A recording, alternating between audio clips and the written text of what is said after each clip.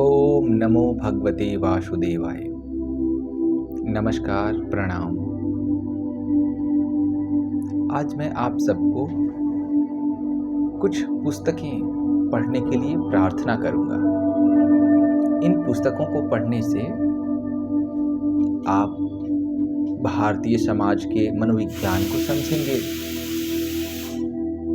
इन पुस्तकों को पढ़ने से आप भारतीय समाज की विविध शैलियों को समझेंगे, नर और नारी के मनोविज्ञान को समझेंगे। शिक्षा का उद्देश्य मस्तिष्क की जो परिधि है उसको विस्तृत करना है, इसको समझेंगे। इतिहास को समझेंगे। इस क्रम में आज मैंने 10 पुस्तकों की एक श्रृंखला तैयार की है, जिसे आप जरूर पढ़िए। ऐसे ही धीरे धीरे करके मैं कुछ किताबों को पढ़ने के लिए आप सबसे प्रार्थना करूंगा। तो पहली जो पुस्तक हमने चुना है वो है चित्रलेखा। चित्रलेखा भगवती चरण वर्मा जी का एक उपन्यास है। यह उपन्यास पाप और पुण्य की समस्या पर आधारित है। जीवन में यह प्रश्न हमेशा उठता रहता है, पाप क्या है, पुण्य क्या है। खास बात है, इस पूरे उपन्यास में जो कथा वस्तु है, बीजगुप्त, चित्रलेखा, कुमारगिरी, श्वेतांग, विशाल देव, यशोधरा, मृत्युंजय जैसे चरित्रों के बीच गति करेगी। अंतिम परिदृश्य में पाप क्या है और पुण्य क्या है, इसका उत्तर भी मिलेगा। और उस उत्तर से जो हमारी चिंतन है, चिंतन प्रणाली है, वो बड़ी परिपक्व हो जाती है। तो मैं आप सबसे प्रार्थना करूंगा, बौद्धकालीन परिदृश्य को चुना है इन्होंने, आप इसे जरूर पढ़िए। इस पर हम एक श्रृंखला भी बनाएंगे। तो ये पहली किताब है, काफी रुचिकर है, काफी रोचक लगेगी आप सबको, ऐसा मेरा विश्वास है। दूसरी जो किताब मैंने इस श्रृंखला में चुना है वो है गीतांजलि, रविंद्रनाथ टैगोर जी का। मेरे पास इसका हिंदी अनुवाद है, मूलतः यह बांग्ला में लिखी हुई है। बहुत सारे कविताओं का समूह है, कविताओं की अंजलि है, गीत अंजलि, गीतों की अंजलि। मैं पूरी तरीके से, पूर्णतः दावे के साथ कह रहा हूं, इस पुस्तक को अगर आपने हृदय से पढ़ा तो आप भावना के समुद्र में बहकर इतने दूर चले जाएंगे जहां से जगत सब कुछ एक शून्य की भांति दिखेगा। रविंद्र जी इतने शानदार कवि हैं जिसका कोई जवाब नहीं है। एक बार इनसे पूछा गया था कि आपने इतने गीत कैसे लिख दिए। पता है आपको इन्होंने क्या उत्तर दिया था? इन्होंने कहा था, जो हृदय वीणा है ना, उस पर एक संगीत बजता है। उस मौलिक संगीत को, उस मूल संगीत को जो बजता है, उसे निकालने के, उसे शब्दबद्ध करने के प्रयास में मैंने इतनी कविताएं लिख दी, पर अभी भी उसे निकाल नहीं पाया। तो बहुत ही शानदार आपको अनुभव मिलेगा, ये मेरा विश्वास है। मैं आप सबसे प्रार्थना करूंगा, गीतांजलि जरूर पढ़िए। आपको पता होगा इसे नोबेल पुरस्कार भी मिला था। ये पहली रचना है जिसको नोबेल पुरस्कार मिला था भारत में साहित्य के लिए। तीसरी पुस्तक जो मैंने चुना है वो है दिनकर जी का कुरुक्षेत्र। कुरुक्षेत्र भीष्म और युधिष्ठिर, इन दोनों के बीच संवाद पर आधारित है। जैसे चित्रलेखा में मैंने कहा था ना, पाप क्या है और पुण्य क्या है, इस पर वार्तालाप होगा। उसी प्रकार से युद्ध और शांति, इन दोनों में श्रेष्ठ क्या है, कौन आवश्यक है, इनके निहितार्थ क्या है, इस पर इसमें विचार विमर्श चलेगा। आपने बड़ा प्रसिद्ध एक वाक्य सुना होगा, क्षमा शोभती उस भुजंग को जिसके पास गरल हो, उसको क्या जो दंतहीन विषरहित विनित सरल हो। आज के अंतर्राष्ट्रीय संबंधों के परिदृश्य में यह वाक्य कितना प्रासंगिक है। और ऐसे बहुत सारे हैं। जब भीष्म युधिष्ठिर को समझाते हैं कि शांति शांति शांति अच्छा है, परंतु परिस्थितियां भी यह निर्धारित करती हैं कि शांति या युद्ध, इसमें से किसका चयन किया जाए। युद्ध सामान्यतः चुनाव नहीं, युद्ध तो विवशता है। फ्रेडरिक नीत्शे जर्मनी के एक दार्शनिक हैं, जिन्हें जो युद्ध के बहुत बड़े समर्थक थे, और उन्होंने लिखा है कि वास्तविक शांति तो युद्ध के मार्ग से ही आती है। तो आप कुरुक्षेत्र पढ़ सकते हैं, बहुत ही शानदार रचना है। चौथी पुस्तक जो मैंने चुना है, ये मेरे हृदय के बहुत करीब रहने वाली पुस्तकों में से एक है, यशपाल जी की दिव्या। 3 पुस्तकें हैं हिंदी साहित्य में, चित्रलेखा, दिव्या और त्यागपत्र। ये तीनों उपन्यास हैं। त्यागपत्र जैनेन्द्र जी का है, दिव्या यशपाल का और चित्रलेखा भगवती चरण वर्मा जी का। त्यागपत्र में मृणाल और चित्रलेखा में चित्रलेखा। कभी कभी आदर्शवाद प्रस्तुत कर देती है, परंतु दिव्या आदर्शवाद प्रस्तुत नहीं करेगी। हाँ, अंत में यह भी वैवाहिक जीवन को स्वीकार करेगी, मारी से विवाह कर लेगी, परंतु ये आप कह सकते हैं रुद्रधीर और पृथुसेन को अस्वीकार कर एक नया मुकाम रचती है। तो दिव्या बहुत ही शानदार है। यह भी बौद्धकालीन परिदृश्य पर आधारित उपन्यास है, बहुत क्रांतिक।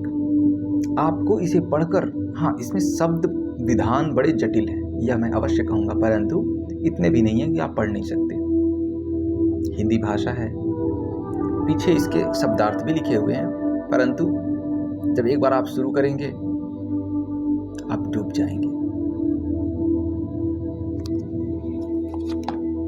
अगली जो रचना मैंने चुनी है, मैंने जब इसे पढ़ा था तो मैं बहुत रोया था। एक बहुत प्रसिद्ध रचना है, आपने सुना होगा, शिल्पदिकारम।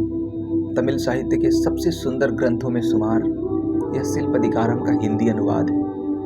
अमृतलाल नागर जी ने लिखा है और हिंदी में उन्होंने नाम रखा है सुहाग के नूपुर।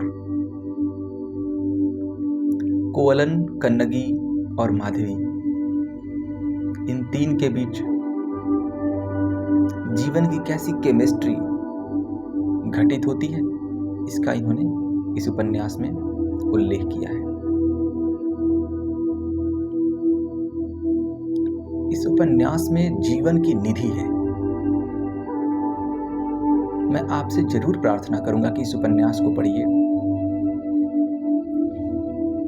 इस उपन्यास में ऐसे ऐसे वाक्य हैं ना,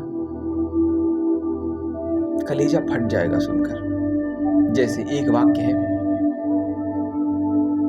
नागर जी कहते हैं कि यदि कोई मनुष्य स्वयं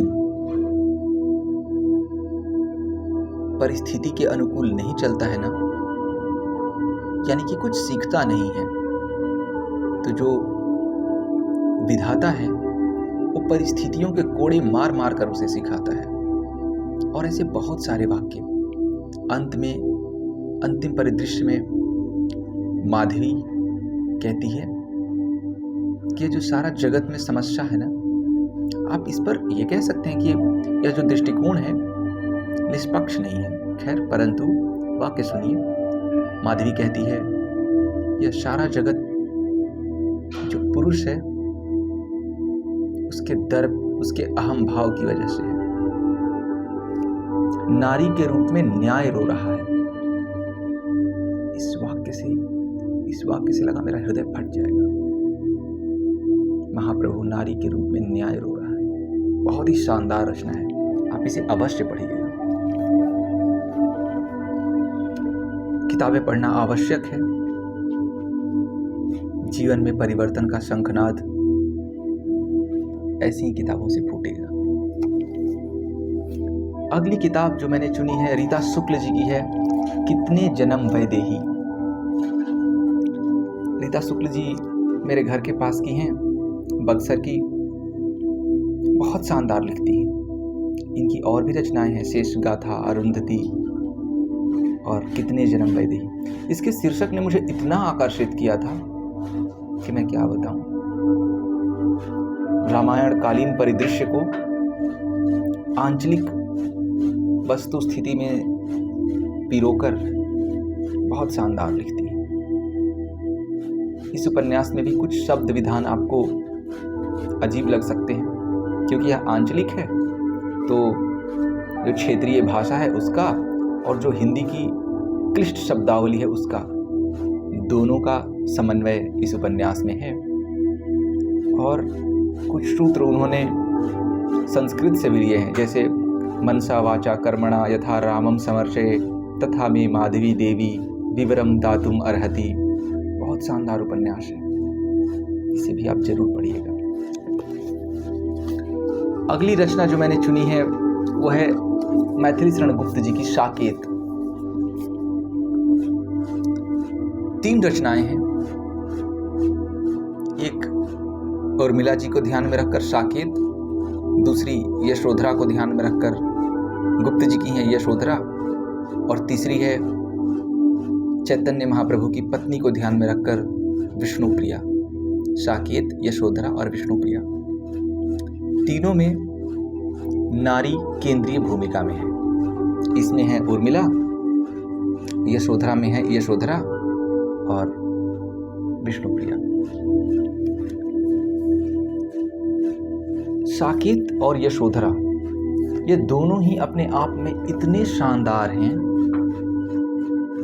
नारी विमर्श, नारी की समाज में स्थिति, इन दोनों को, और नारी के बिना पुरुष का जीवन कैसा है, इन तीनों मड़ियों को साहित्य की माला में गुप्त जी ने पिरोया है। इनके पास, गुप्त जी के पास द्विवेदी जी ने पत्र लिखा था, महावीर प्रसाद द्विवेदी ने, कि आप हिंदी साहित्य में नारियों के स्थान को सही जगह रखने के लिए या नारियों को सही स्थान दिलाने के लिए कुछ रचना कीजिए। तो उन्होंने 3 रचनाएं की थी, साकेत, यशोधरा और विष्णुप्रिया। बहुत अच्छी है, तो आप इसे पढ़ सकते हैं। अगली पुस्तक जो मैं आपको बताने वाला हूं, क्या पता आपने पढ़ी भी हो, और बड़ी ही चर्चित पुस्तक है। इसका नाम है मधुशाला, बच्चन जी की है। बच्चन जी उत्तर छायावाद के कवि हैं। बच्चन जी, मधुशाला तो काफी चर्चित पुस्तक है।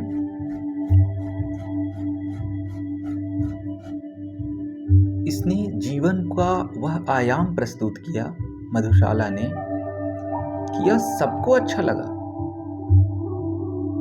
दिनकर जी के पास भी जो शब्द श्रृंखलाएं हैं बहुत ही शानदार है, बहुत शानदार है। इस पार प्रिय मधु है तुम हो, उस पार न जाने क्या होगा।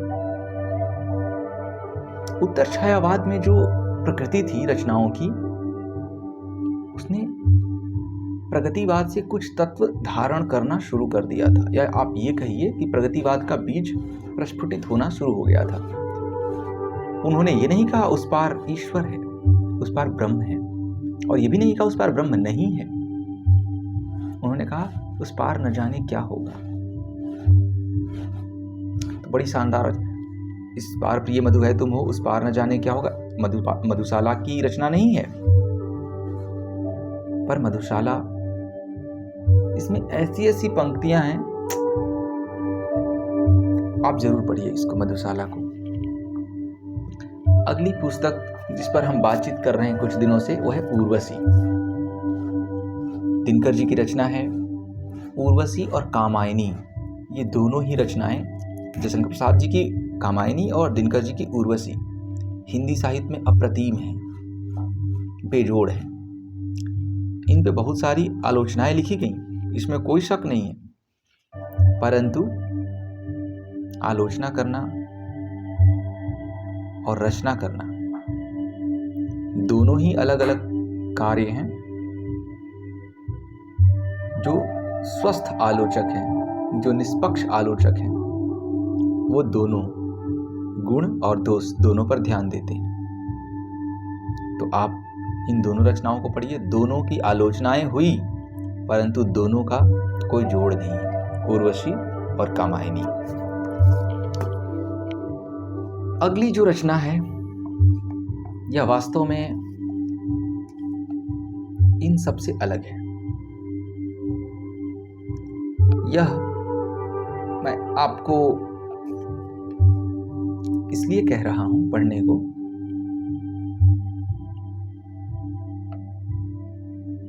अद्वैत वेदांत एक दर्शन है, उसको केंद्र में रखकर लिखी हुई यह रचना है। या आप ये कह सकते हैं कि अद्वैत वेदांत का प्रतिपादन इस रचना के माध्यम से होता है। इसका नाम है मांडुक्योपनिषद। मांडुक्योपनिषद सबसे छोटा उपनिषद है। इसमें ऐसे ऐसे श्लोक हैं, ऐसे ऐसे अर्थ हैं कि जीव और ब्रह्म के संबंधों की ऐसी सुंदर व्याख्या करता है, कोई शब्द नहीं है। नान्तः प्रज्ञम न बहिष प्रज्ञम न उभयतः प्रज्ञम न प्रज्ञान घनम।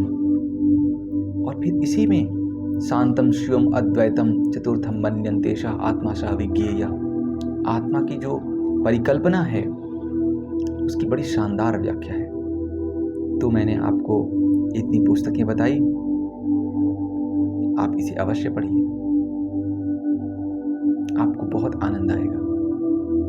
ऐसे ही कुछ दिनों पर हम कुछ पुस्तकों की श्रृंखला आपके समक्ष पेश करेंगे और आपसे प्रार्थना करेंगे कि उन्हें जरूर पढ़िए।